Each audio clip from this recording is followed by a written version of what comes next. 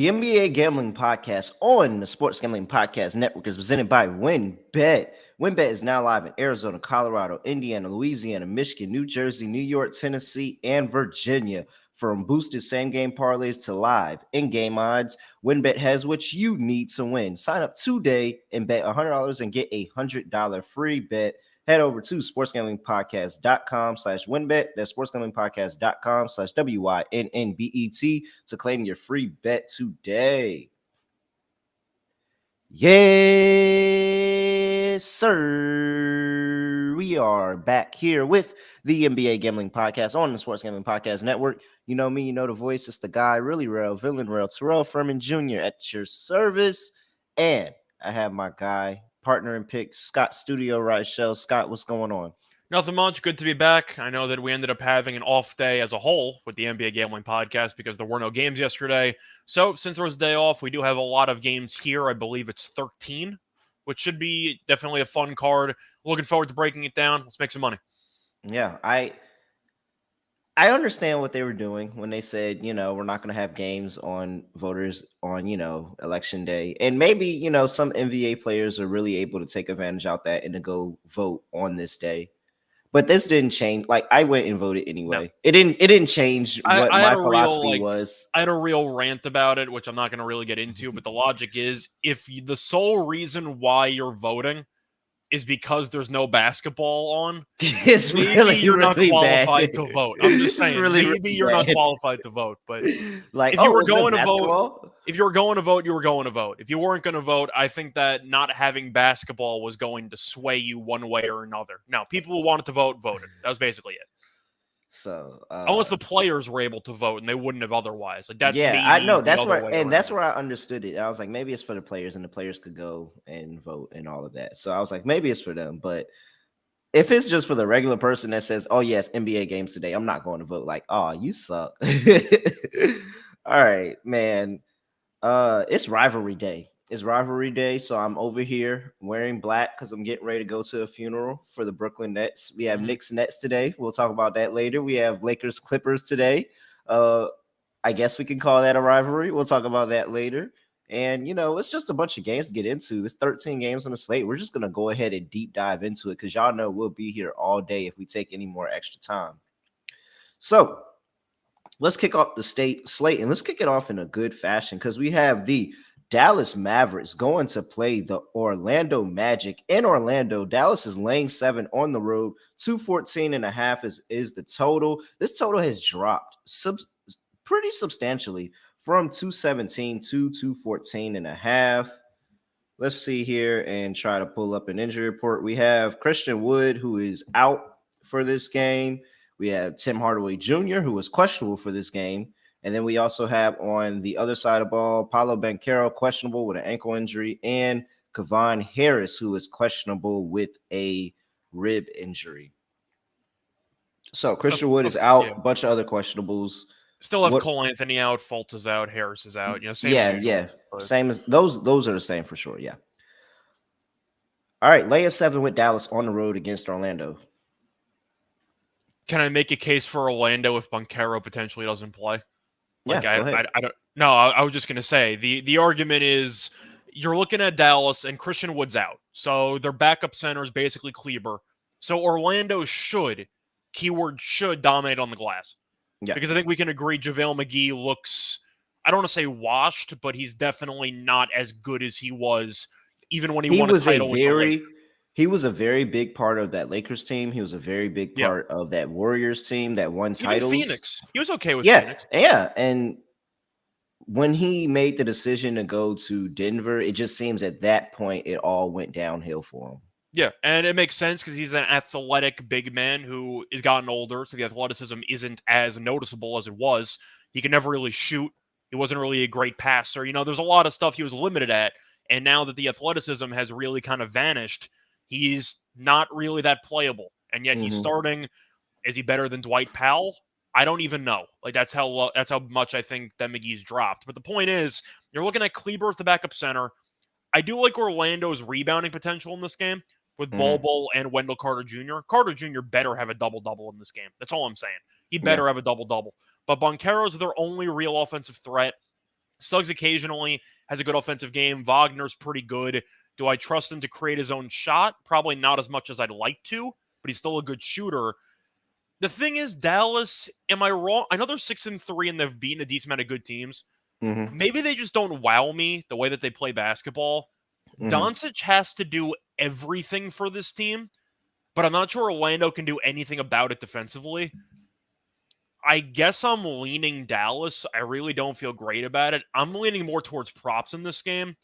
Give me a Wendell Carter Jr. double-double, maybe like a 18 and 14 type game, but McGee barely plays. They mostly use Kleber.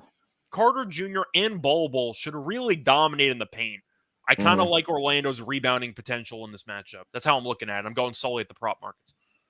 Yeah, so these two teams played already this season where Dallas won at home 114 to 105. And like you said, JaVale McGee barely played in that game. You think that would be a game that, he went out there and dominated in. He barely played. He played 9 minutes in that game.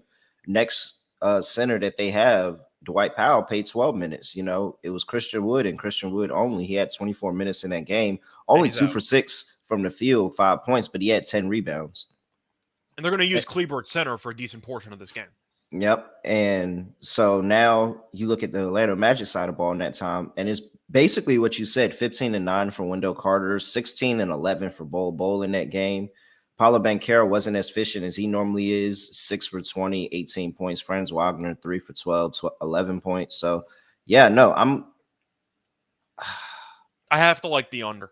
If Banchero might not play and you're looking at all of Orlando's weapons or lack thereof, and Dallas plays at such a slow pace because Doncic is going to have the ball in his hands for 20 seconds in the shot clock every time, and Wood's out, who's one of their best scorers, I have to like the under. I really don't see much firepower between either of these teams, especially if Banchero doesn't play.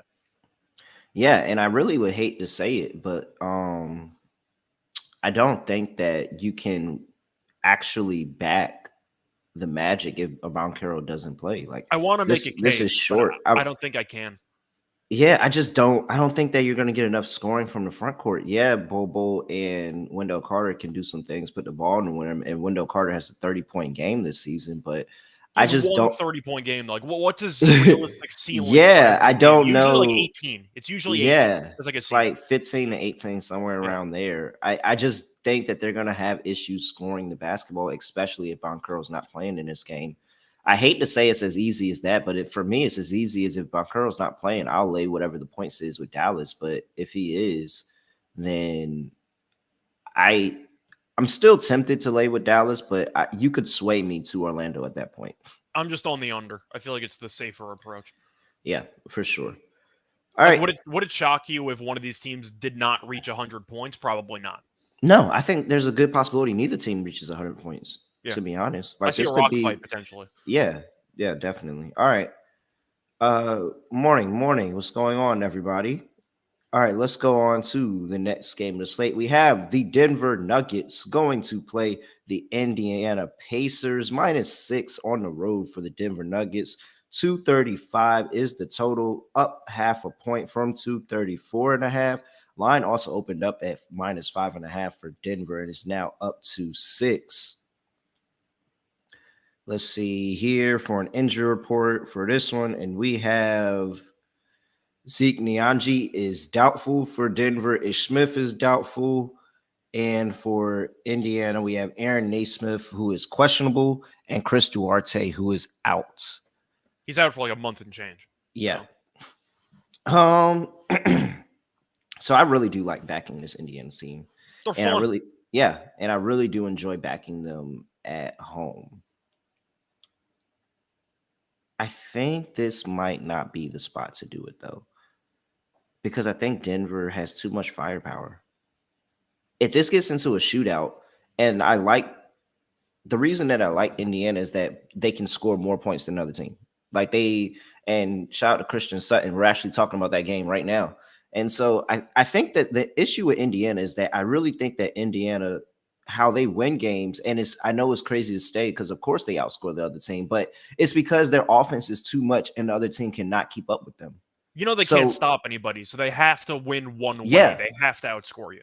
Yeah, and so if they can't stop anybody, but the other team is unable to capitalize on that. That's how they lose games. That's how they lost against the Pelicans. The Pelicans were unable to make open shots. And then now you have this Denver team where I don't like anything Denver does defensively at all. But if I can't take anything from them on the offensive side of the ball, they're able to make shots. They're able to work cohesion as a team and get everybody to their spots and run the score up. So I really do want to back Indiana here. I like this Indiana team, but this just feels like a better spot for Denver playing a team that has a worse defense than them, and they're able to actually capitalize when they're given opportunities that I know this Pacers team is going to give them.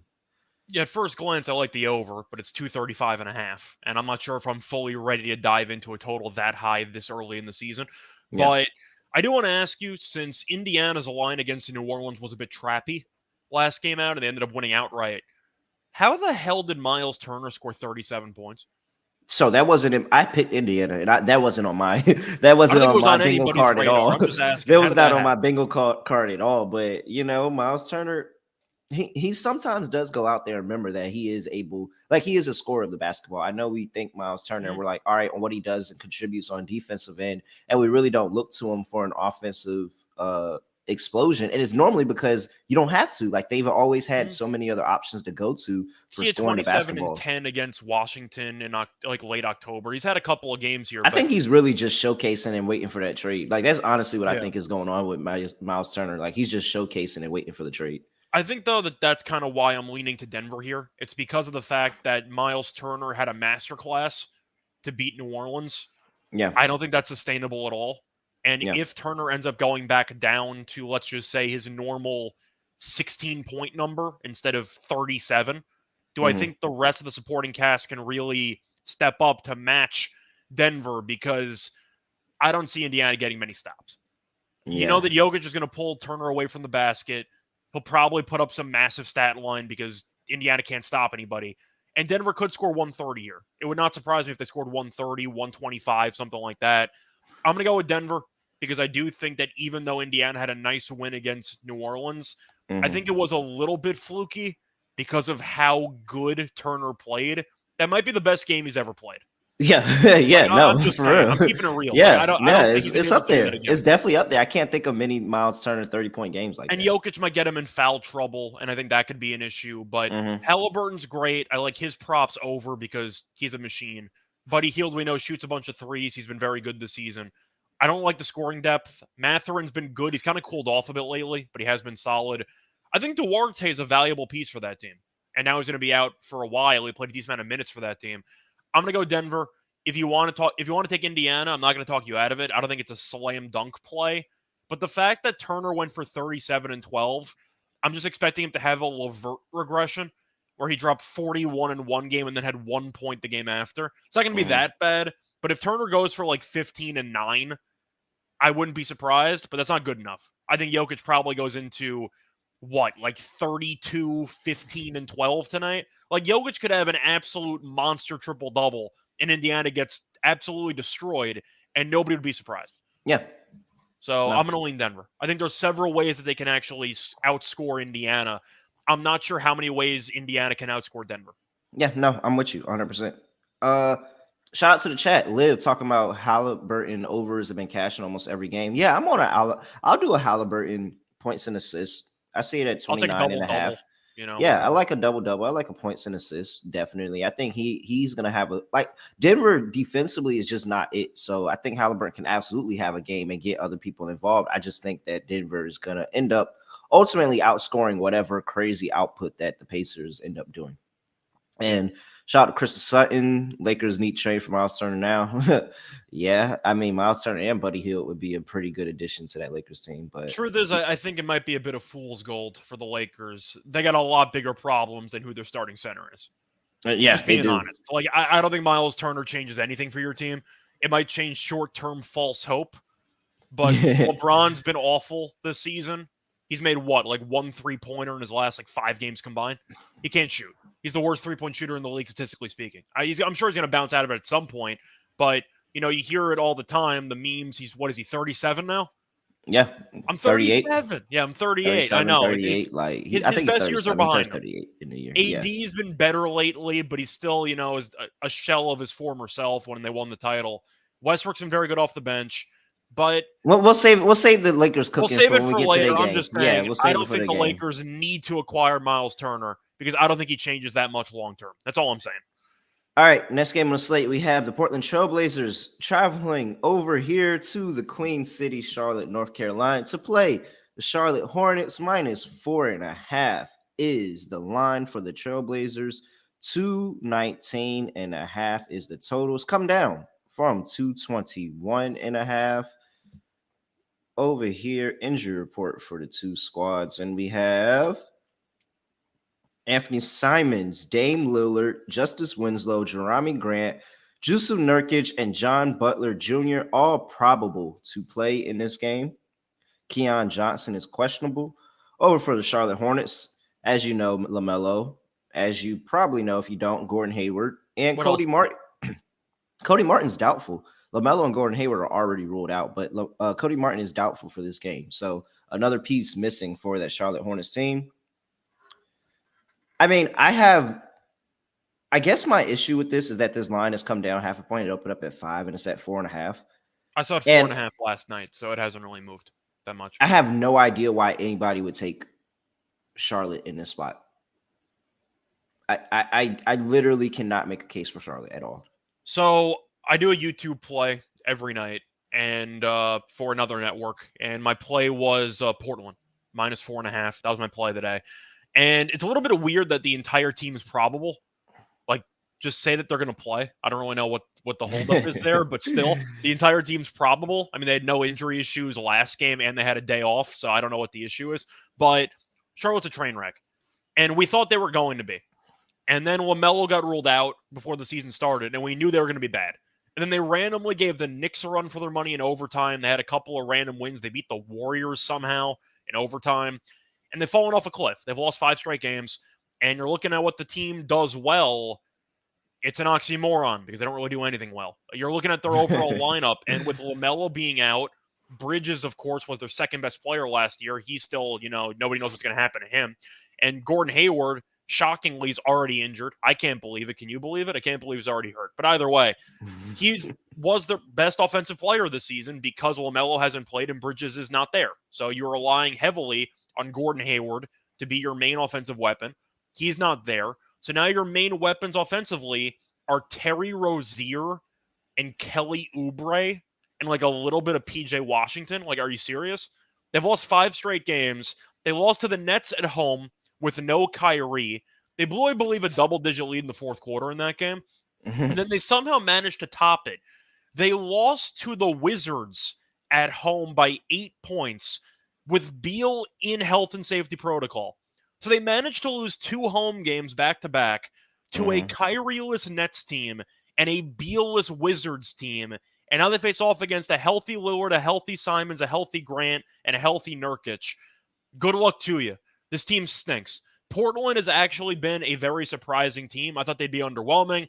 I dared Chauncey Billups to show me something, and he has. And they've been good on the road. They're 4-1 on the road. They just beat Miami on the highway. They beat Phoenix on the highway. I like how this team has played. I like Portland here. The only thing scaring me off is the probable tag, and in the NBA, that might lead to one person missing. I don't think it matters. Charlotte can't score. They have no weapons. They need either Rozier or Kelly Oubre to go for 30 to have a shot in half these games. They can't score. I think that they're going to lose, and I think Portland wins comfortably. If Portland wants to, they really could win by double digits because defensively, Portland's actually 10th in defensive rating, which shocks me, but they've been a good defensive team, and they have the offensive weapons on paper. I'm on Portland. Yeah, I'm trying to look up Charlotte's team total because they've been really bad the past They few can't score. games. They don't have anybody. They hit 100 that last game, but before that it was what was And the it? Wizards gave up 130 to the Nets with no Kyrie, so scoring 100 last game is actually underachieving. Yeah, 100 last game, 94 the game before that, 99 the game before that, 88 the game before that. I had to go all the way back. 107.5. I have to go all the way back to October when they got over, like they scored over 100.5 points. Like it's 107.5 at -115. Yeah, I think that that's a pretty good price for you to go ahead and back and under here. I mean, I don't know what they're going to contribute. I'm just confused on why this line isn't bigger. This should be closer to 6-7. And the fact that it opened up at 5 and is down to 4.5 causes it gives me cause for concern. And at this point, if it's a trap, then I'm just gonna end up dead because I'm taking Portland minus 4.5. Like this is a lock. It just seems like this is a really, really easy play here. I've seen Charlotte play recently because as a Nets fan, I sat through them play without Kyrie for a couple games. Then it's defensively have randomly been good with Kyrie being out, but Charlotte, each possession, they were just totally lost. They turned the ball over all the time. There's no cohesion. It seems like a lot of ISO ball. And Portland, if you want to go ISO ball against Lillard and Simons, good luck to you. Like, have fun. You're going to lose that battle every time. Last 5 games, Portland giving up 111 points per game. That is 11th in NBA. Charlotte is giving up 116.2. That is 21st in the NBA. All right. Let's go ahead, go on to the next game. I think total wise, I think we're both. I'm on the under. Yeah, on the under. I see Christian asking about Lillard's over in points. I thought about it. He's only played 1 game since coming back from injury, and he really was a bit passive in that game. But they still have Simons. They still have Grant. They have a lot of weapons there. I'm not sure how to feel about this because Charlotte's defense in the backcourt's not great. But doesn't it feel like Lillard, especially just coming back from injury, has been a little bit more, I'd say, team-oriented? It seems like he's really willing to get his teammates involved. I don't think I want to take the over in points. Maybe, but I think I'm kind of out on it, or I'm going to pass because I do think Simons and Grant can get theirs. And Lillard even passed up a game-winning shot opportunity to Josh Hart in the corner.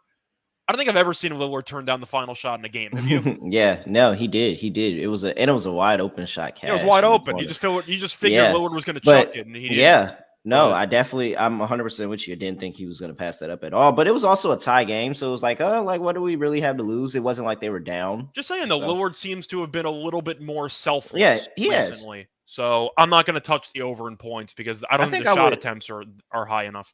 I would play his over 5.5 assists. It's that I think it's very juiced. I would play his over 5.5 assists. Probably parlay it with the money line and take some plus money there. Yeah. All right. Next game on the slate, we have the Detroit Pistons going to play the Boston Celtics in Boston. Boston's laying 12.5 at home. 226.5 is the total. Going over injuries, and I see Marvin Bagley is doubtful for this game. Alec Burks is questionable, and that's about it for the injury report here. Scott, you got 12.5 points for Boston. What are you doing? I'm going to take Detroit. I think that Detroit's a bad basketball team, mainly because I think Dwayne Casey's an abysmal coach, and I think he's guaranteed to get fired within the next month and change. This team's really bad, but Boston, don't get me wrong, they're still a talented team, obviously. They mostly have the same roster as last year, minus Robert Williams because he's hurt. But still, Boston's been good. They have not been great. And I do think that they leave themselves vulnerable because defensively, they're not that good. And you're looking at the recent results, they've been good at winning games. The issue is, I don't think they win by enough margin most of the time. And I think that even though Detroit is not a good team by any means, they can jump up and surprise you. Cunningham could have a good game. Ivy could play well. Boyan could go nuts from 3 and keep the game competitive. I'm going to take Detroit. Do I think they're going to win the game? No. Would it shock me if they won the game? Not necessarily, because I think that every now and then you find yourself a pretty good, in a good spot for as an underdog pick because you're a fully healthy team getting 12.5. Stranger things have happened in the NBA where a healthy team catches fire and finds a way to win games.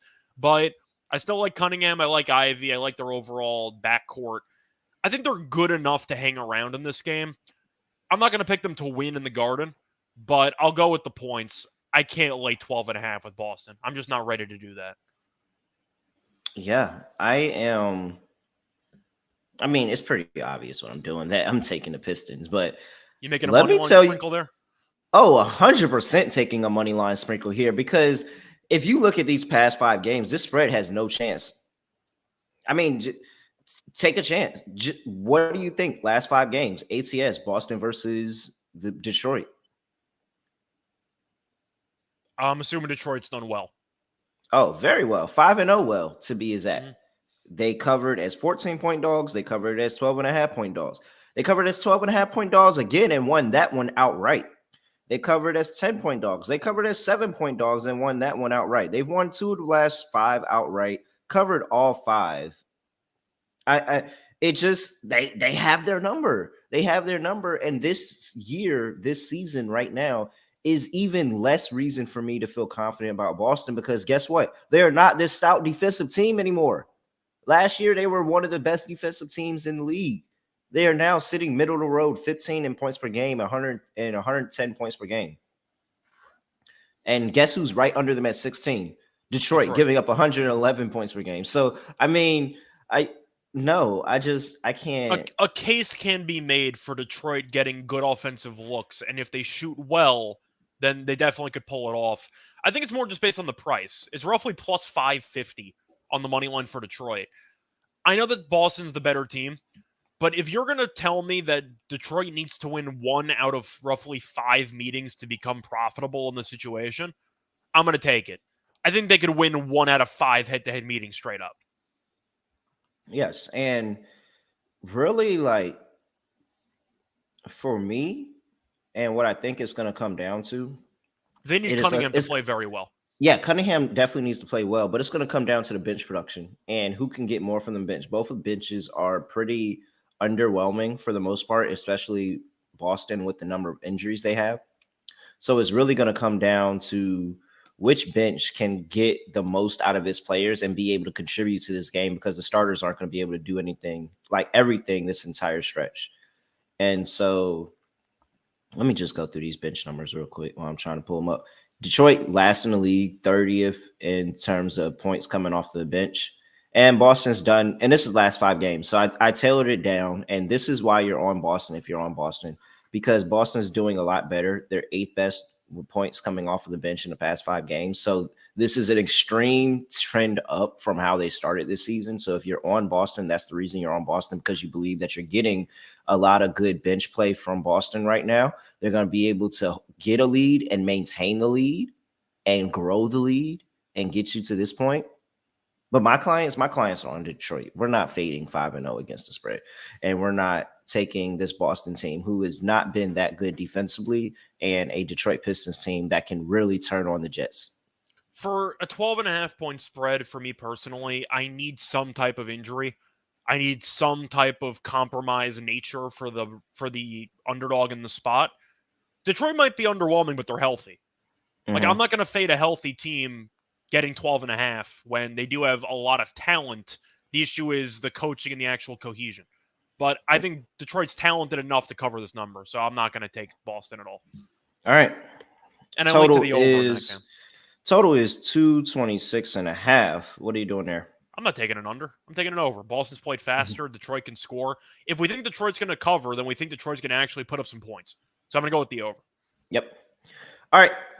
For now, we got to talk to you about WinBet and that they are now live in Arizona, Colorado, Indiana, Louisiana, Michigan, New Jersey, New York, Tennessee, and Virginia, bringing the excitement of Win Las Vegas to online sports betting and casino play. You have the WinBet Win Hour. Like the WinBet Win Hour, you can go 5 p.m. to 6 p.m. Eastern time, and you can bet the marquee game of the day and get the best odds than anywhere else. So make sure you look out for WinBet Win Hour. Great promos, payouts, and if you sign up today, you can bet $100 to get a $100 free bet. So much to choose from. All you have to do is head over to sportsgamblingpodcast.com/winbet and sportsgamblingpodcast.com/WYNNBET to claim your free bet today. Offer subject change, terms and conditions at winbet.com. Must be 20 or older and present in the state where playthrough WinBet is available. If you or someone you know has a gambling problem, call 1-800-522-4700. Captain, what's up? What it do? All right, let's move on to the next game of the slate. And it's time for the rivalry game in New York because we have the New York Knicks going to play the Brooklyn Nets. -3.5 for the Nets.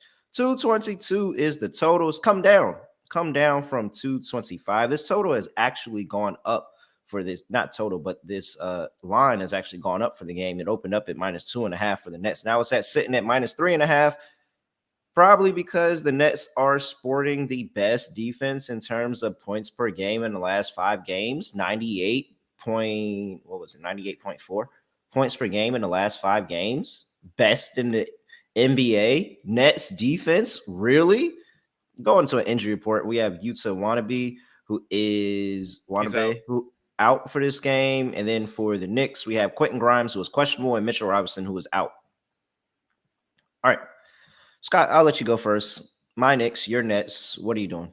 So I have watched the Nets. I bet them to miss the playoffs as soon as Kyrie got suspended. And they immediately beat the Wizards by 42, and they beat the Hornets by 4. And they hung around against Dallas, and they lost in heartbreaking fashion. But I actually think that Watanabe injury is big because he actually has played center in a couple of lineups with this team. And it seems like they kind of have pivoted a little bit to using Watanabe, mostly when Simmons was injured. But they were using him at center, KD at power forward, and they were trying to be a little bit more, I'd say, switchable defensively. And now he's out. I think that's actually a big deal. Simmons came back, played about 16 minutes off the bench, did nothing against Dallas. I think he had like 2 points. He did absolutely nothing in the entire game.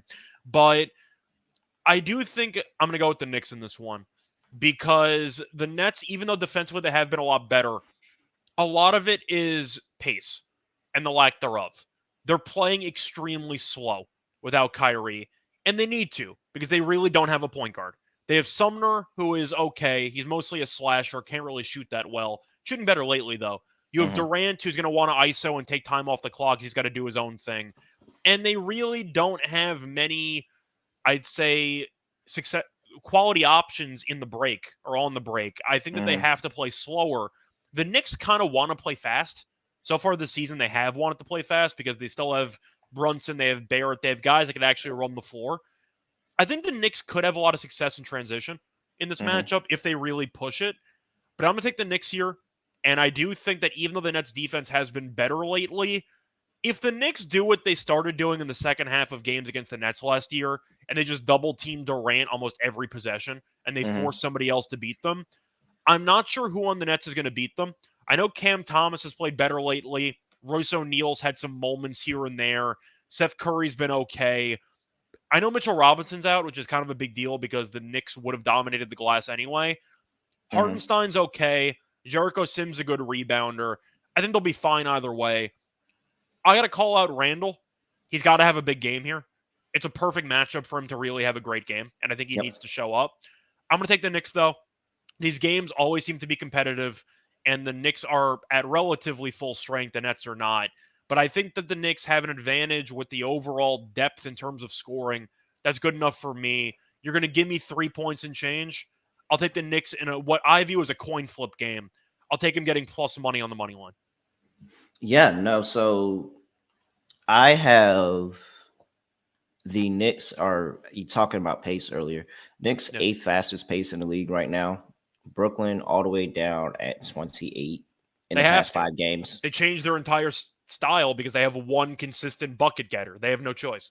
Yep. So slower pace, a way much slower pace for them. So it is going to be who dominates pace, and I think the Knicks can actually get out here and run. And like you said, blitzing KD like they did last year. That's one of my props for this game is Kevin Durant over 5.5 assists because I'm gonna just assume that 6 times that he has to get rid of the ball because they threw a double team at him or they threw a defensive look at him or he was able to find a cutting basket that he's going to find somebody that gets to the rim. So I'm taking his over 5.5 assists just because of that. The issue last year was they took too long. They waited until Durant at 42, and then they started double teaming him. And then at that point, because he went crazy that first half. He went crazy. He ended up with 50 and change. He hit that and 1 3-pointer at the end of that Sunday game, which I remember. But the point is, they waited too long to start doubling.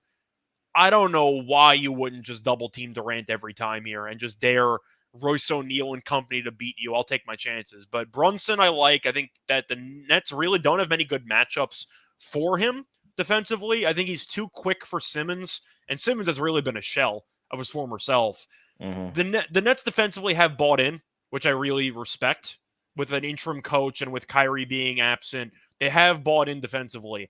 But I think Watanabe's absence is actually a big deal or an underrated deal because he was playing small ball center for a couple of these lineups, and now he's not available. I think it's actually an underrated loss for the Nets. Yeah, and so it's crazy how these defenses have like completely shifted. The Nets, like I told you, last 5 games, Nets first in points per game. They are 10th in 3-point percentage, and you look at the Knicks, 24th in points per game. They're 26th in 3-point percentage. Like I understand why you like people would like the Nets in this spot. I truly understand it, but I just think that this is just What's a the home bad crowd matchup. advantage? What is it, like 60% Knicks It's got to be. It's got to be. There's in Brooklyn? Like, yeah, there's in no real Brooklyn. home court here. I Yeah, mean, no. I think that this is. I think this is going to go to a close wire game either way. Even if the Nets so it's a pull out a one win, possession game with 5 seconds left. We can see it right yeah, now. I'll take the points.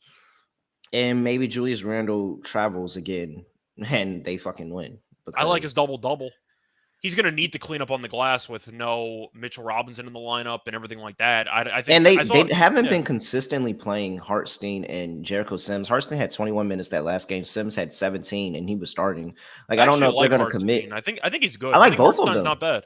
I like both of them. I think Sims, both of them are is really okay. good. His offensive game is really way too raw for me. At least Hartenstein can do some stuff on occasion. Sims really has a no touch at all around the rim. That's kind of the main flaw he has right now. It's just more of he gets the rebound, puts it back in the basket. Like that's what I'm looking for from pretty him. much, yeah. Yeah, I'm taking the Knicks plus 3.5. 222 for the total. I'll go over. I think it's over. I think the Knicks can exploit this Nets defense and bring them back down to earth a little bit. And I still think the Nets are going to be able to score on the Knicks. I don't think the Knicks defense they haven't had an emphasis on it this year and making sure that they're really locking teams down. They're just saying, hey, if we're scoring, then, it's fine. If they score, we just score more. I'll go with an over on this one, over 222. I do want to ask you, though, how big of a drop-off is there in terms of rim protection between Mitchell Robinson and Jericho Sims? Because Sims, I remember being a really good shot blocker at Texas, but Robinson is one of the better shot blockers in the league. Is there really a drop-off? I think it's a small drop-off. It is a drop-off. Between him and Hartenstein, I think there's a drop-off. But I think Sims is definitely a good rim protector. I think Sims is a nice middle between the two. Okay. So I think I'm going to lean under. I don't feel great about it. I see a game that's headed towards an over, and then one absolute rock fight fourth quarter where both teams are just miserable from the floor, and the game finds a way under. I think we can agree we could see like a 45-point fourth quarter, and no one would be surprised. Yeah. I'm going to lean under. All right. Let's talk about the next game of slate. We have the Houston Rockets traveling to play the Toronto Raptors in Toronto. -10 is the line for the Raptors, all the way up from -8.5 to -10. 224. I'm sorry. 224.5 is, okay. Yeah, my bad. 224.5 is the total for this one. Injuries that I can see. And we have Jae'Sean Tate is out and Pascal Siakam is out. All right, Scott, -10 with the Raptors. What are you doing? I think I'm going to take Houston. It's really the same principle as the Detroit game. If I'm going to be laying double digits against a team, I need the other team to be missing at least one or two guys. The fact that Houston's healthy, they're not a good team. They're feisty on occasion. They can make some stuff happen here and there. I don't think they're good, but they have talent. Jalen Green could have 30-plus points. Kevin Porter is not afraid of shooting. He can have a decent game. I like Şengün a lot. I think he's a fun player. He's a throwback 80s Kevin McHale type who just only operates in the post. I think he could have some success here because Toronto's front court's not great. Toronto's probably going to win the game, but I'm not laying 10 here. I'm going to lean Houston. I think it's a few too many points. I was trying to look it up, and I don't think I'm able to right now, but I have no possible idea how I can lay 10 with Toronto without Pascal Siakam. I can't. Yeah, without Pascal Siakam. Like I know Houston is bad. I know Houston's bad. I know Houston has troubles consistently scoring the basketball, especially on the road. They're really bad on the road. But 10, it's a lot. 10 without your best player.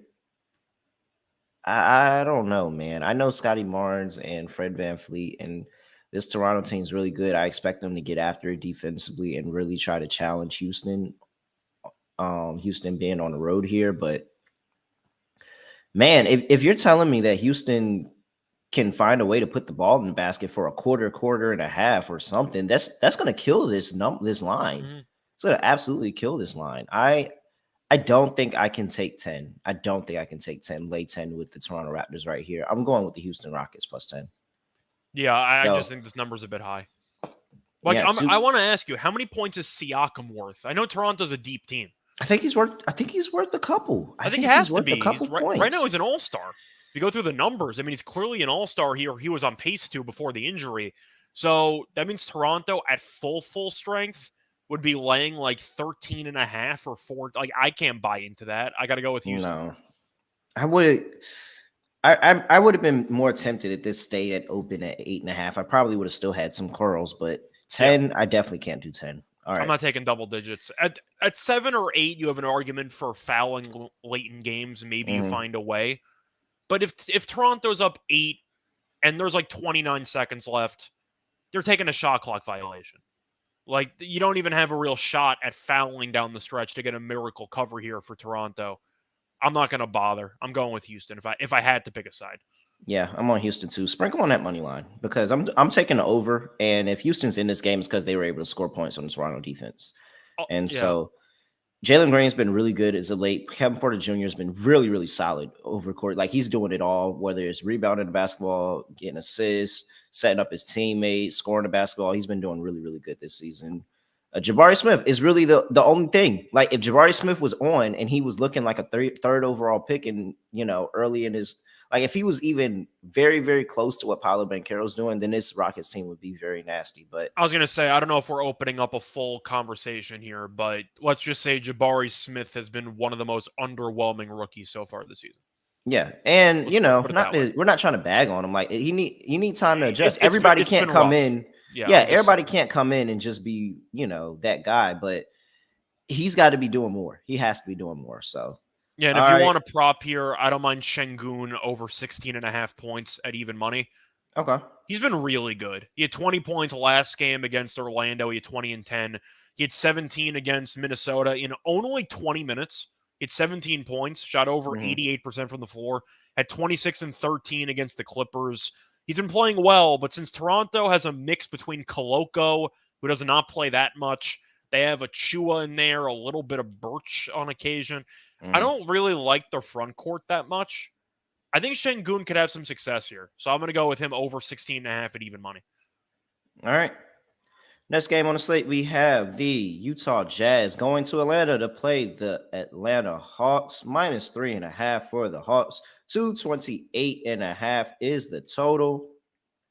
Going injury report here, and we have Trae Young with a questionable tag on him and Jared Vanderbilt with a questionable tag on him. Is this is I'm almost certain. Let me just go back before I put my foot in my mouth. A back to back? No, not back to back, but this is the first time that the Jazz are traveling to the East Coast. So all their games to this point have been Western Conference, West Coast on that side of Mississippi. This is the first time they're traveling this side of Mississippi to go play the Atlanta Hawks. It's kind of a spot that I kind of like backing teams. Well, backing the East Coast teams just on that first long road trip. I know I didn't do it with the Suns against the 76ers, but I also thought they didn't have Joel Embiid and James Harden in the lineup. However, I think this is a good spot to back Atlanta. Back Atlanta, catching the Jazz. Everybody's on the Jazz. The Jazz are going through some incredible hype, 9-3 in the first 12 games of the season. Number one seed. Yeah, and I think this is a spot where Atlanta can just play good Atlanta home basketball. Atlanta has had one of the best home road splits. Well, I guess you could say best at home, worst on the road. It's one of the most, I'd say, noticeable splits. Yeah, like Atlanta is really good at home and really, really tough on the road. It's been that way for what, like 4 years? They're always terrible on the road. I mean, I know. So, and I understand because, come on, have you been to it? Like, Atlanta's a great city. Like, I would run through a wall if I played for Atlanta, for the fans of Atlanta. Atlanta's a great city, so I completely understand it. But this is a good spot for them. Only laying 3.5. This Jazz team, while they have been really good in the start of the season, I think that they do have some hiccups and some issues defensively that can be attacked. You got a rested Trae Young that might be playing in this game. And so he had some time to come to rest up from that injury, seeing how he didn't play that last game and they beat the Bucks. I'm back in Atlanta here. I think this is one of those Atlanta homestands where they're just able to sweep the games at home and then go try to figure out how they're ever possibly going to win on the road. So yeah, give me Atlanta -3.5. It's actually so random how Trae Young misses the game against Milwaukee and they win by 19. Yep. Like that's actually kind of wild how that worked itself out. But my play is going to be simple. I like the over. I don't see much defense being played by either team. Utah plays up tempo. They need to. They don't exactly have a true center. They try to use Olynyk in there on occasion. Vanderbilt occasionally a small ball guy, but he might be out for this game. And Vanderbilt's one of their best defensive players. So you're looking at their game against the Lakers, the second one, and that game landed in the 250s. I mean, that game was an absolute track meet. They scored 139 points. Atlanta's going to want to play a little bit faster. Utah does as well. I like the over here. I think this game just cruises into the 230s. I see a lot of points. You? Yeah, no, I see a bunch of points too. I'm with you. Even if Young's out, then DeJounte is just going to go do his thing, maybe put up a triple-double, but I have to like the over here. The pace is too nice. The overall talent is there. The issue is Atlanta's still not a great shooting team from the outside, but I still think that the pace alone should dictate. And I am curious what they're going to do at center because Capella was really good the last couple games, but Utah wants to spread everybody out. Can you play Capella 20-something minutes in this game, or is it such a bad matchup you have to go smaller? No, I don't know. I think that I just don't think that they're committed to not playing Capella minutes. Like every time that I think that they're possibly gonna just drain his minutes for one game, they never do it. I think they're truly committed to just finding ways to make it work with Capella for even Him for or their Kung, betterment they or their rotate, worse. but whatever. Yeah. But I like the over. I'm assuming you agree. Yep, I agree as well. All right. Next game to slate, we have the New Orleans Pelicans on the road to go play the Chicago Bulls. -2 for the Pelicans. 232.5 is the total in this game. Injury report, we have Andre Drummond, who is probable, and Kobe White, who is questionable. No, Kobe White is out. Kobe White is out, and Andre Drummond is probable. Then we also have Larry Nance Jr. on the other side, who is questionable for this game, and Garrett Temple, who is out for personal reasons. All right. Pelicans, Bulls.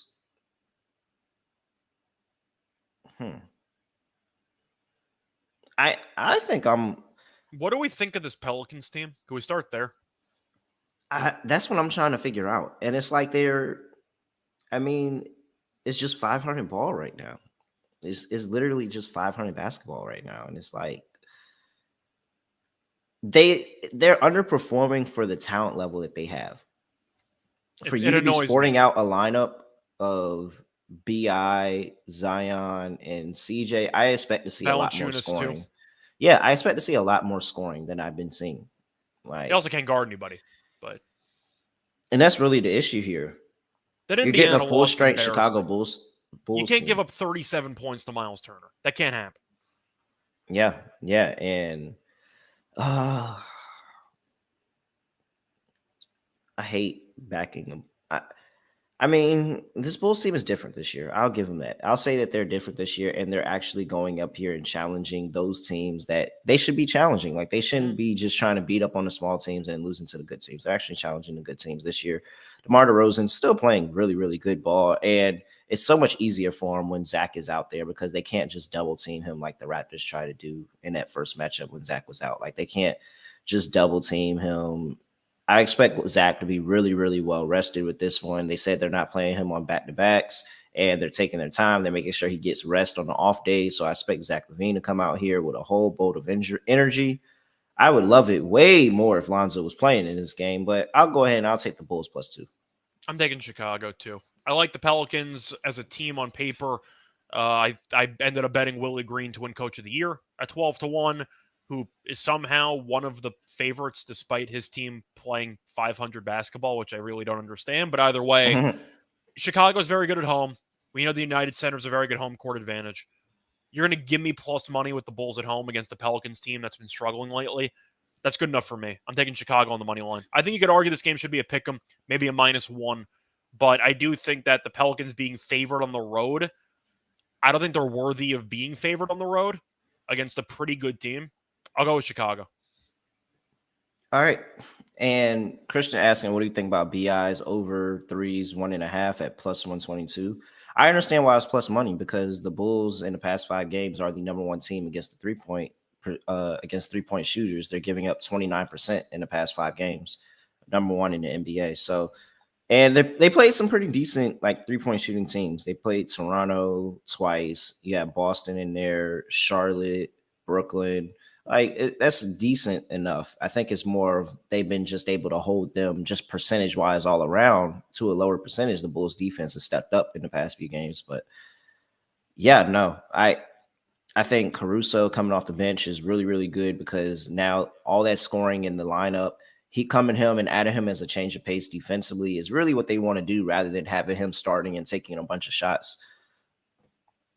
Yeah, it's easy enough. +2, I gotta go over. 1.5 is short and it is plus money, but it's mostly volume. That's why you're looking at this number being so low.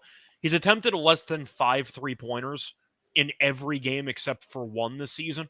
He did miss 4 games because of injury, but when it comes down to the 3-point numbers, it's all about volume.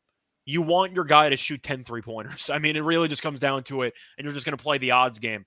He went 3 for 4 last game, went 2 for 4 the game prior, went 3 for 7 against Golden State. 7 is the most threes he's taken by a wide margin in a game. He's usually around 3 or 4. So in order for him to go over, you need him to hit roughly 50% of his threes. I think I'm going to pass. Yeah. I want more volume. If I'm playing BI, I think I'm just playing his points. I would play points. He hope he gets to the line 10 times and he ends up going over. All right. I'm on over for this game too. I'm not taking the under. Pelicans the last 2 games have given up 120 plus. Next game on the slate, we have the Milwaukee Bucks playing the OKC Thunder. -6 on the road for the Bucks. 218 is the line for the total. It's come down from 220.5. Injury report. Let's go look at the injury report here. And we have Giannis, who is probable for this game. Drew Holiday, who is doubtful. And Alexej Pojeski, who is questionable. Pokuševski's. I'm assuming he's not going to play, but whatever. Drew Holiday being doubtful is enough for me to back OKC here on the money line. This game just screams Giannis triple-double to me now. Yeah, 100%. I mean, you have no Holiday, so there's not even a secondary option with the ball in his hand. This will be a Giannis DFS masterclass game. I really don't see how he does not go for like 30, 15, and whatever. But if you want to make a case for the triple-double, I want to just see what the odds are. A plus 320? Oh, that's a bunch of garbage. I can't take that. That's just unfortunate. Points, rebounds, and assists maybe instead. But Giannis is going to get the ultimate green light here. The spread is low, so you're assuming that Giannis will play a decent amount of minutes. They're off a loss as well because they did lose to the Hawks pretty handily. So you could argue Milwaukee might be motivated for this game. But I really just expect Giannis to destroy everybody on Oklahoma City because who the hell do they have at center? They have nobody. And and not only just as center, but this even more kills the depth of this team because now you're bringing George Hill into that starting lineup. You definitely don't have a backup point guard after George Hill at this point. And so you're just kind of trying to figure things out. And this is a team that already is 16th in the league in points coming off of the bench. Whereas you have this OKC team that has found scoring from all this other options. Like, yes, we can talk about SGA and what he's doing, but they're finding scoring from Trey Mann. They're finding score from Wiggins. They're finding score from Dort on occasion get hot. Yeah, they're finding scoring from all these other guys and guys coming off of the bench. I think that this OKC team, who for the past couple years has been a really good team against the number because they've been given all these points in all these games and they find ways to make these games close. I think this is another game where they could find to make it close. And this is just like, on the road, you're on the road again for Milwaukee, and you started out the season 9-0. You just took your first loss. I mean, everybody's sitting here saying that this is going to be the bounce back spot, and I think that this is you could really look over this OKC team. I'm backing OKC here +6. I feel like this is a short line, and it's short for a reason. I think if you want to make a serious case for some value here, you can get Shea 28 plus points and the Thunder to win at 4-1, or Shea 32 plus points and the Thunder to win plus 700. Yeah. You could go Shea 2 plus threes. I know it doesn't shoot many threes, but if he does, 2 plus threes and OKC to win plus 940. I think this is gonna be a shade. And let me just go back and look because these two teams did match up earlier. Yeah, well, this while year. you pull that up, though, I do want to point out Holiday people are going to talk about mostly as being the point guard and how he does facilitate some of the offense. Milwaukee might struggle there. A reminder, he also is still one of the best perimeter defenders in the league. And now you face off against Shea Gilgeous. You might have George Hill guarding Shea Gilgeous-Alexander in comparison to Drew Holiday. Shea should really have a field day in this game. Yeah, last time they played 108, 94. That was the Bucks' 9th win. 108-94 for this team. SGA 18, 7 for 16 in the game, 3 assists. Josh Giddey 15, 6 for 14. And yeah, where's where I wanted to mention? Yeah, this time around, Trey Mann, 14 minutes, 1 for 3. Like that's somebody I'm looking for. Trey Mann is somebody I'm looking for to come off the bench and be some really good offense for this team this go around. And like I said, you don't have Drew Holiday, so I expect SGA to have a much better game. Like defensively, Drew Holiday is really big what they do defensively. Now you're going to be looking at Javon Carter. Javon Carter is going to have to handle that matchup the entire game, and so I like the opportunities there. I really do. I think that this is going to be a good game, and I just feel like this is way too many points. Now, Giannis did not play in that matchup, so we have to say that Giannis did not play in that matchup. So Giannis is playing here. That could single-handedly shift things. I'm taking my chances with OKC though. I'm going to lean OKC too, but I'll take Shea over in points. He's had at least 33 points in 4 of the last 5 games. Now Holiday's out, who's well recognized as being one of the best perimeter guards in the league, just based on defense. I think he should have a decent spot here. Christian wants to know about the Thunder team total at 105.5. I don't really have much of a thought there. I think this game could be a rock fight. It could be potentially high scoring. I'm kind of on the fence. I think I'd lean over though because I do love Holiday's defense, which is no longer there. But I'm kind of on the fence. I don't have a strong opinion about that. You? I don't think I want to take a team total over against the 3rd best team in points per game in the entire league. I think I'd rather just take Shea over in points because if they get to 106, Shea's dropping 30. Yeah, if I had to play a total, I probably would play the under because I just think that if OKC's in this game, it's because the Bucks had issues with everybody else scoring the ball except for Giannis. Or they just got cold from 3. Yeah, that's really it. But I'm not interested in betting the total on this one. I look for a Giannis PRA. I think he could go for a ridiculous number of points, rebounds, and assists in this matchup. All right. Next game on the slate, we have the Memphis Grizzlies going to play the San Antonio Spurs, -5.5 for the Grizzlies on the road. 233.5 is the total. Injury report here. Steven Adams might not play. I think that's basically it. Steven Adams is questionable. Doug McDermott is questionable. Zach Collins is out. All right. I mean, there's really nothing that you could say to get me off of Memphis here. This is a lock for me. Give me Memphis -5.5. This line is short enough that I truly believe that if Memphis has a lead at the end, that the Spurs just call it quits. I don't know how Spurs are supposed to win this game. Dougie McBuckets might not play. How are they supposed to win? No, I'm going with Memphis. I think that both teams offensively are not great, but Memphis has a significantly better offense, and it's not even close.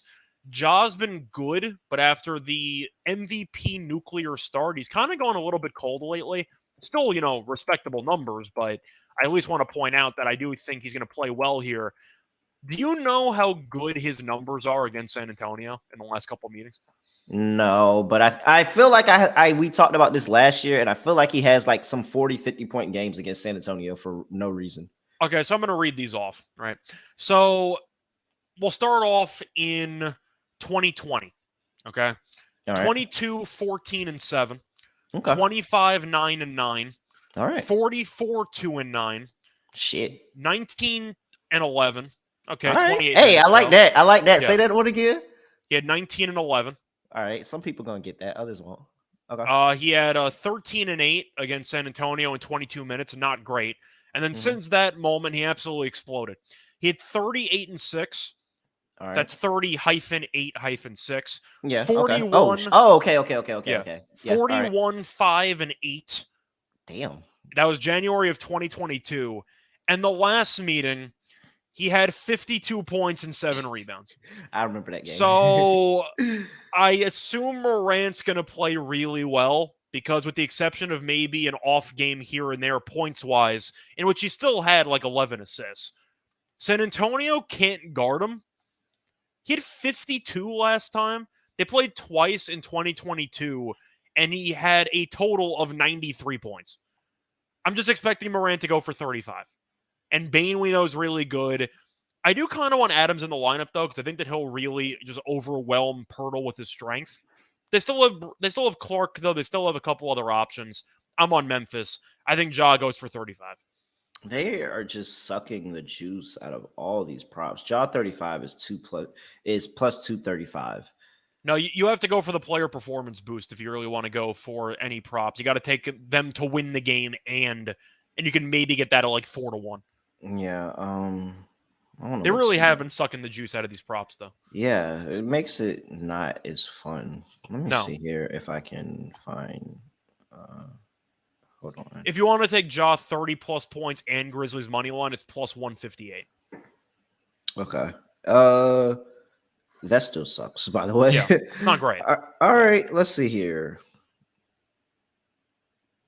I found a Ja for 5-1 for 40 points. Yeah, 5-1 for him to get 40 points and 12-1 for him to get 45. Who's supposed to guard him? Trey Jones? They don't have anybody on this team that can guard him. Yeah, I really wouldn't be surprised if he goes all the way up to 45 this game. Like, and you look at the last couple games, which I alluded to, I didn't really go into detail on. I want to pull up the stats there. Morant's numbers have been okay. They just haven't been as good as they were when the season started, when he was walking into 40 points every game. But to go through Morant's numbers in the last couple games, he had 30 against Boston, which was okay. You know, a decent game. Wasn't that efficient. I believe he went 10 for 24 from the floor. But he had 38 and 9 against Boston, 23, 9, and 6 against Washington, went 9 of 27 from the floor, went 12 and 11 against Charlotte, went 4 of 12 from the floor, 29 and 7 against Portland, went 7 of 19 from the floor. He really could use an efficient scoring game, and I think the Spurs defense is the perfect game for that. I can see Ja going 12 of 8, 14 of 20 something, and he ends up with 35. Yeah. All right. I'm with you. This is a high total. It makes sense. And if Adams doesn't play, that actually helps the total because they're going to play even faster. Yeah, no. I have to take over, but it's a high one. I'm not going to. It's a high one, yeah. But I'm on the over too. I don't mind a sneaky look at Keldon Johnson or like Vassell. They've been really good for San Antonio. All right. Next game on the slate, we have the Phoenix Suns going to play the Minnesota Timberwolves. -1.5 for the Suns on the road. 223 is the total. Injury report, and we have Chris Paul, who is questionable for this game. Cameron Johnson, who is out. Damn shame about Johnson. Out for about a month and a half. Yeah. Good player. And these two teams matched up already this season, where the Suns won in pretty solid fashion. Really good fourth quarter, where the starters came back in and just took the game over. 116 to 107. But Ayton, I remember, did not play in that game. And yeah, he did. Got the start.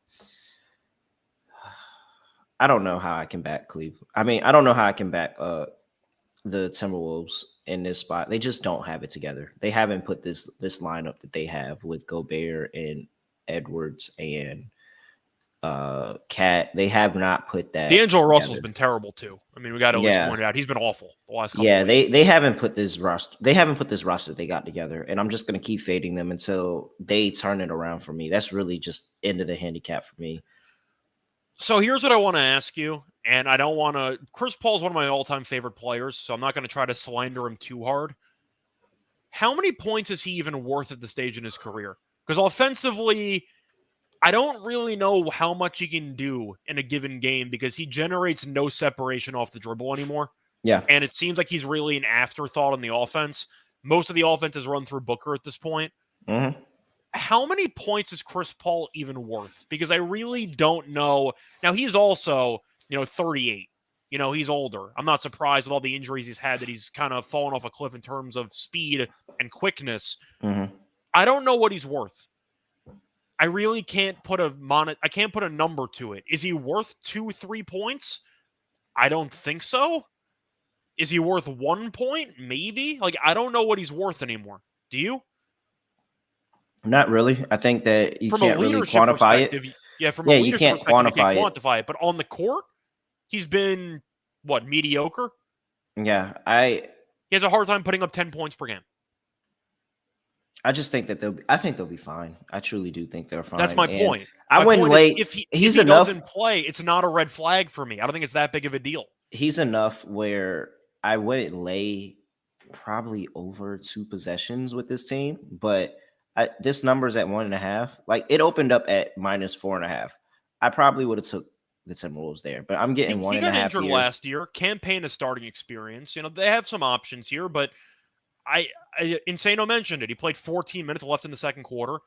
I don't know how much he truly matters to the Suns in a game-in, game-out basis when he might not reach 10 points in a given game, and a lot of the offensive sets are run with Booker having the ball. Yeah, I don't know how much he's worth anymore. I'm on Suns. I think I'm leaning Suns on principle. I was wrong about a couple of teams in the offseason. I was bullish on some teams that have struggled, mostly the Warriors, who've looked like a train wreck so far this season. I was so right about Minnesota. I was dead on with Minnesota. I just thought this team was going to be a train wreck, and I thought that the overall chemistry would be awful. I doubted the idea of using 2 7-footers in today's NBA. I said there's one basketball. That was the cliche. And it seems like every player is fighting for shots on this team. They're not good, and they have no bench. So I'll take Phoenix because I trust them more in crunch time. Devin mentions the prop I like. I like Booker assists. I think Booker's in line for a very good assist game here, especially if Paul doesn't play. We know Payne is more of a shot-first point guard. He can pass it. He mostly wants to shoot. I think Booker assists is definitely a way to look here.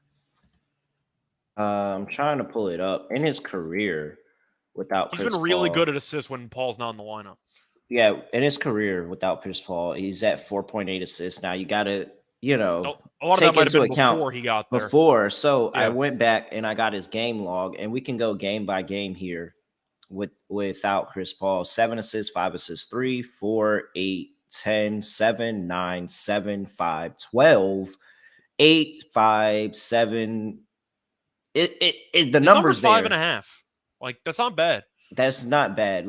How many times has he gone under 5.5? 1, 2, 3, 4, 5. 5 times in the last 1, 2, 3, 4, 5, 6, 7, 8, 9, 10, 11, 12, 13, 14 games. He's 9-5 to the over. I think that there's a lot of worse bets. There's a lot of worse bets that you can make today than Devin Booker assist. I like Devin Booker assist today as well. I think my other question would be, besides assists, do you like Booker over in points blindly? Because without Cam Johnson in the lineup and without a lot of the... he's got to go off. I don't know who else is supposed to score for this team because Bridges had a moment there, but do you want him to... him? I was going to say, do you want Bridges to attack the rim with Gobert sitting in the paint the entire time? Like, do I think Ayton's going to have a great game against Gobert? Maybe, but I think Booker probably will have 30-plus points because he should attempt a ton of shots. I think this is going to be a masterclass in mid-range shot making by Devin Booker today. Or free throw shooting, either or. 28.5, same number as Ja. So guess what we're going to do? Of course we're going to do it. Let's see. 35 points for Devin Booker. Where's the Memphis game? 35 points for John Morant. Was that like 11-1? Like 10-1? 12-1. Okay. 12-1. I like that. It's not bad. That's a good bet. And if we can find one more, then we're going to the moon. Oh my gosh. And there's options. There's options. Do you want to make a case for Shea? Do you want to make a case? Hey, For that's what I somebody was else? sitting there thinking. Like Shea really is the case that you can make. Make a Like Paul Shea, George, make a Paul George case, maybe if you think he takes it personal against the Lakers. I don't know. I'm not backing anything on this No, no, Clippers no. team I'm just right throwing now. it out there. I'm trying to think Yeah, of no. names. I like it. I like the thought process that you're going. I just can't. And I would hate that if this hit and Paul George was the DeRozan. person. You want a DeRozan No, case against New DeRozan Orleans? definitely can go in there. So you add Shea 35, and boom, you're all the way up at 54-1. 54-1. Okay. All right. And don't even like you DeRozan, and you're just rich. What? Wait, that can't be right. What? DeMar DeRozan's plus 750 to have 35 points today. What is this? 23.5. That's why. His number's been low for the last couple of games because Levine's in there and they're worried about the volume and how they're going to split it. But I don't think the Pelicans are a team that's going to double team DeRozan. No, and defensively they're not great anyway, and they want to play up tempo. But yeah, no, let's ladder. Yeah. Let's ladder DeRozan today. That I didn't realize that was at 23.5 and 35 is plus 750. DeRozan. I think he's going for 30 in that game. Yeah, DeRozan's on the ladder. So 23.5, 25, 30, 35. I'm not going to go 40, but I'll top it off at 35. I don't even think you can get you can't even fucking get 40. I have to go somewhere else. I have to look. Some books are hating. Yeah, I know. Fuck. Insane though, asking if they're going to shoot more threes with bigs on the inside. Probably, but you're kind of wondering who Phoenix is going to use because Cam Johnson was one of their best spot-up three-point shooters on the roster. Mm-hmm. But I'm assuming they're going to do what most teams do, which is run pick and roll, force Gobert away from the actual hoop, drive and kick. That's what most teams do. I'm assuming they'll be able to do that. So, yeah, I'm assuming three-point shots for Phoenix probably won't look that bad. Maybe Booker, if you want to make a case. Then again, if Booker's going for 35, he's probably going to have at least 3 or 4 threes. So that's a case you can make. Campaign maybe if he starts. I think Phoenix should shoot a lot of threes, though. I don't know why you'd want to go on the interior against Gobert and Towns. Force him to guard somebody on the perimeter. That's what I would do. Yeah, and Minnesota is... I don't believe they're good at the three-point defense. I am pulling it up. Well, I haven't seen their name yet. Yep, last. In the last 5 games, they are last in terms of three-point defense, 41.1 points per game. So I like that good look and call out there, Cap. All right, let's move on to the next game on the slate. And we have... Oh, wow. I have so many tabs up that I got lost. All right, the Cleveland Cavaliers. Okay. Cleveland Cavaliers still on their West Coast trip. Minus 4.5 on the road. Going to play the Sacramento Kings. Kings coming off of a close but loss to the Golden State Warriors. 226.5 is the total. Come up half a point to 225 from 225. Injury report, we have Dylan Windler for the Cavs, who is out, and Malik Monk, who is questionable. Monk's a big deal. He's actually been a good bench piece for that team. He has. All right, laying 4.5 right now. Laying 4.5. Looks like some money is coming in on the Kings, and it's dropped it down half a point. What are you doing here, 4.5 with the Cavs? So this line looks very trappy, and I feel like based on the line alone, I kind of would lean to the Kings. But I do want to ask you, when you have, I know the Warriors are not a good team this year so far, but when you have a team on the ropes, and Curry drops 47 on your head, and you have a shot to potentially tie the game, and the referees don't call a foul on Klay Thompson, which was obviously a foul. Herter should have went to the line. They should have tied the game. Does that linger? Is there a chance they're still a bit hung up on that Warriors ending and they just potentially no-show this game? I don't think it's a possibility. I'm just throwing it out there. Very much a possibility. I think it's possible. In Sacramento, we've seen be really bad closing out games. Warriors game, prime example of that. They led by a decent amount the entire way. They choked it away. I know Curry went nuclear, but they still... you should win that game. I am going to lean Cleveland. It's very trappy, though, so there's no chance I bet this line. I might stick more to props. Give me like a Jared Allen double-double, Jared Allen block prop, something like that. But I think with Sabonis having to deal with Jared Allen, I can see Allen having a great game on the glass. I think I'm going more towards props. I don't like Sacramento defensively. I think Mitchell and Garland should have a field day in this game. So I'm going to lean Cavaliers. I don't love it, but I'm going to lean more to props because I do think Sacramento's defense, we know for a fact, is a terrible unit. Yeah, I think that this is. I think Cleveland can control the pace of this game. It's very trappy, but Cleveland's the much better team.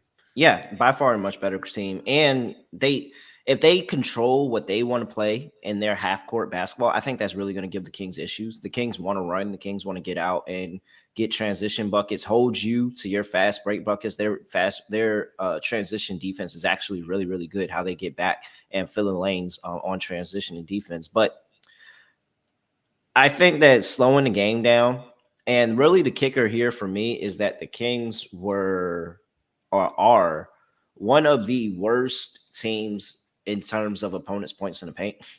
They're bottom 5 in the league in terms of opponents' points in the paint. That's why I mentioned Jared Allen might just feast in this game. Yeah, and I think that's really it. Like, you're going to get a bunch of points from the inside. Jared Allen, Evan Mobley, even Donovan Mitchell. Yeah. Donovan Mitchell and can run and get some points on the inside. I just think that this is a bad matchup. I don't think that this is the type of team that the Kings want to be going up against, And Cavs team coming off of a loss, playing the Clippers, I think they kind of get back to their style of basketball, slowing things down, playing really good defense. Too. Yeah, playing really, really good defense and just being able to play on their level, not having to run with the other team. So, yeah, I'm going with the Cavs here, -4.5. Yeah, I agree. All right. Last game of this, 226.5. I'm going under because I think it's a slower pace game. I see money coming in on the over. I'm fine. I'm just going to go under. I'm really torn because I do like if Cleveland scored 130, I wouldn't be surprised. Like Sacramento's that bad defensively, but Cleveland's so good defensively. Like that's the problem you run into here. I think I'll lean under, but I don't feel great about it either. This game is mostly a stay away for me, maybe a prop or two. All right. Next game on the slate, we end rivalry day with the Lakers at the Clippers. I put quotation marks over that at 219.5 is the total, -3. If you've been under a rock, well, wait, hold on. No, I'm getting ahead of myself. Injury report. We have Anthony Davis probable, LeBron James probable, Lonnie Walker questionable. Now, if you've been under a rock, I couldn't tell you. I honestly, truly could not tell you the last time the Lakers won a game in this series. I don't remember. I have no idea. I could not. It might have been like the bubble. It's been a long time. Like an incredibly long time. They are 1-4 in the last 5 ATS. I think it was the bubble because I think it was like the first game of the bubble. It might have been, yeah. But it's been a very, very long time since they beat the Clippers, man. But this Clippers team has just been so bad this year. Like, they've been really bad. Very nice win, though, against Cleveland. I'll give them credits, too. Yes. That was a nice win. Credit to them. And they got their first team total. Yay! Let's go, Clippers. First team total over. They did it. There's been nobody that's come out here and publicly said that they are a Clippers homer. But I am positive that there's one out there, at least one that listens to this show. And he is very, very excited that they hit the over in that prop last time out. Nothing's changing for me. Clippers team total under. I don't even know what I wanted. I really, really want to take LA. I mean, I can't say LA. I really, really want to take the Lakers. I want to take LA too. I automatically win if I take LA. So yeah, you're right. I really do want to take the Lakers. So do it. Why would November 9th, 2022 be any different than how this game has gone? Like, the argument would be Kawhi did play in the season opener, and he actually played relatively well in limited minutes. Yeah, now of course he's out. Well, and I guess that's really the only argument you could make there. And Westbrook has looked really, really good coming off the bench, but that hasn't translated into wins. That was his 0 for 11 game, right? Yes, it was. Okay. I don't think. And the Lakers were getting killed. They came back in the fourth quarter, then eventually did not cover. I had the Clippers. All right, fine. I'll take Lakers +3. You twisted my arm. I'll take Lakers +3. I'm taking the team total under. It's one thing if the Clippers went over, and yes, they would have gone over any number that they had. The number was in like the mid 100s. It was. We're back to 111.5. Like we're back to 110 plus. It was 105.5. Now the Lakers defensively no-showed the Utah game. LeBron didn't play. Team checked out. Like they no-showed the entire game. Utah had like 80 points in the first half. I'm not going to read into that.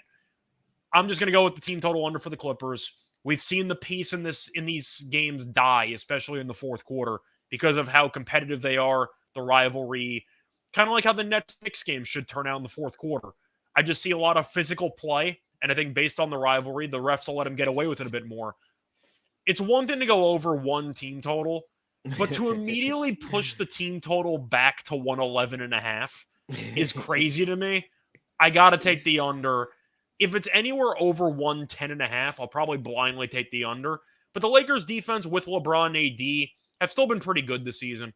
I'll just take the under for the Clippers team total. It's really hard to get a total under one that number too. Like it's really very. Oh man, it's just fucking hilarious. Yes. All right, you have our bets. Before we get into our lock and dog, I gotta talk to you about us, the SGP and merch store, because we are giving you a 10% off the entire merch store promo code. You go in there, you can buy the cool, sweet ask me about my third leg shorts of my parlay. Yeah, of my parlay. I don't know. People I know what you guys were thinking. Clearly parlays. It's a parlay people, yeah, like this is a betting show. Like, why would we? I don't know. Whatever. Either way, you can use promo code. Use promo code DALLASSUCKS exclamation point. All right, all caps. That's the code right there. Whatever that spells. What is that? Yeah. Whatever that spells. I mean, but DALLASSUCKS exclamation point. That is your promo code. Type that in, store.sportsgamblingpodcast.com. Get 10% off the entire merch store. Go have fun. Holiday shopping, all of that. Get it done. All right. Lock and dog. For my lock, let's go with let me fade Utah being the number one team in the Western Conference. Well, is that the entire? No, it's not the entire league, but in the Western Conference. Let me go ahead and fade Utah. I'll take Atlanta. I backed Atlanta last game. I really like backing Atlanta at home. Give me Atlanta -3.5. That is my lock. For my dog, wow, I have so many options that I'm literally getting with myself because I have no idea which way I want to go with this. There's so many good options at dog. All right. I faded the Bucks last time. Let me not fade the Bucks twice in a row. I too much dip in your chip there. Too much dip in the chip. Houston is very tempting. I got to use that phrase more. Dip on your chip is just fire. That's just a hell of a phrase. I got to use that more. Yeah, absolutely. If Detroit got an outright win here and I didn't call for it, I would literally hurt my heart. At this point, the listeners would be disappointed with me if I didn't go with Detroit here. Here's a question though. If Detroit does win outright, do you buy a jersey or is there another qualification? No, because it's the Celtics. Like, duh. Yeah, duh. I'm just saying. Like, why would we lay that many points with the Celtics? So I can't. You were supposed to do that. Like, you were supposed to win outright when you're laying this many points with the Celtics. I think we still have a really, really good chance of covering here. Like I said, 5-0 last time out. And you're telling me that, this could be an off shooting night or anything. There's so many options on Detroit for them to score the basketball that I really think that this could just be a shootout and whoever had the last possession wins. Plus 540. I love the odds. I'll take it. Give me Detroit plus 12.5, plus 540 on the money line for my dog.